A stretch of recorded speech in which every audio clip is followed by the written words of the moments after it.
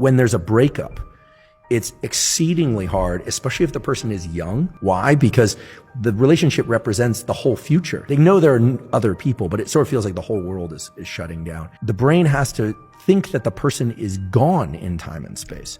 This has become much harder with social media, right? Because people can check up on people, they can hear from people. In the old days, like when I was growing up, you just like took the phone off the hook, or you diverted your attention. Now we are constantly renewing that the person is still there. And so love and the loss of love and the death grief are virtually identical. It's that motivational state. And this is why it's so hard to not reach out to somebody that you really miss and want back. I saw a study last week that had researchers asking participants to rate emotional and physical pain of a breakup. They found that women tend to be more negatively affected by breakups, reporting high levels of both physical and emotional pain. But while breakups hit women the hardest, they tended to recover more fully. Men, on the other hand, rarely fully recovered.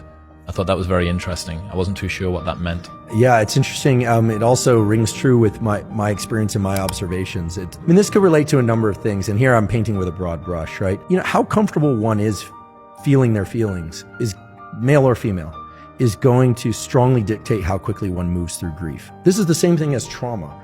The more willing someone is to feel the full depth and intensity of the feelings that they associate with that trauma, the more quickly they're going to move through the trauma. Again, I'm lifting from Paul Conti's words, so these aren't mine, but people use a number of strategies. They use distraction. They use states like, they sublimate to things like anger, and avoidance of various kinds in order to not feel the traumatic feelings or not feel the breakup. People will, try and self-soothe with alcohol, or try and self-soothe with multiple new partners, or whatever it happens to be. It doesn't work. It just extends it, because this map of space, time, and closeness needs to be fractured. And the only way to do that is for the brain to have to confront the reality, which is that by breakup, they are no longer available. It's like the food on the other side of that wall is gone. It's just not there anymore. Or that the food that was accessible, now there's a wall in between, and you will not get through it.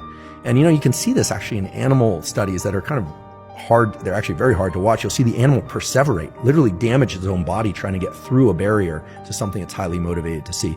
People do that post-breakup. They usually do that by talking to everybody about the breakup, which is its own form of perseverating on the motivation. What did I do? What did I do wrong? This and that. And some of that analysis is healthy. Some of it's not.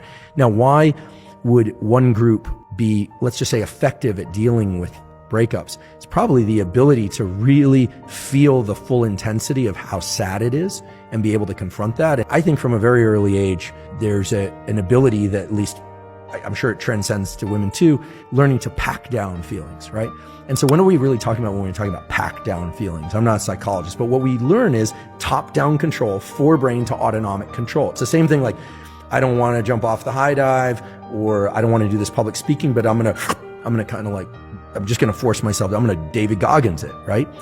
Grief is an autonomic state. We say it has valence, has negative valence, but it's high levels of autonomic arousal with a negative connotation, because you can be high levels of autonomic arousal with happiness, right? You can be very alert and aroused and happy, very alert and aroused and sad. It's very alert and aroused and sad, and yet we learn how to tamp that down. What is tamping down? It's reducing our heart rate. It's going to work each day, being a functional human being. There's a lot of that, rather than allowing ourselves to, sob uncontrollably into a pillow.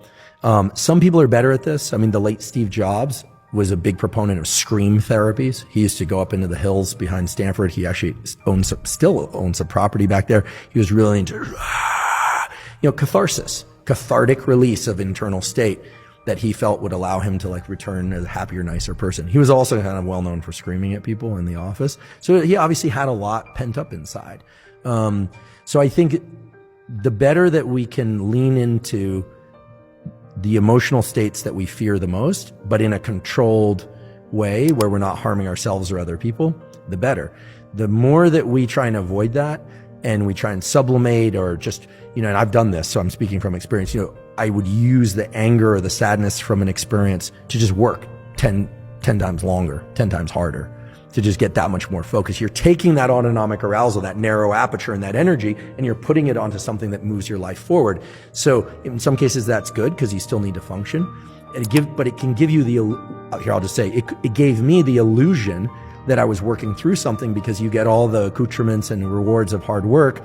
But what you don't do is remap that space-time closeness map. And then I guarantee you find yourself 5 or 10 years later wondering why you're so exhausted or why certain things in life aren't going well. And it's because, well, when they say you haven't dealt with the loss, you never actually allowed yourself to feel the feelings. But once you do, it's like a valve, it releases.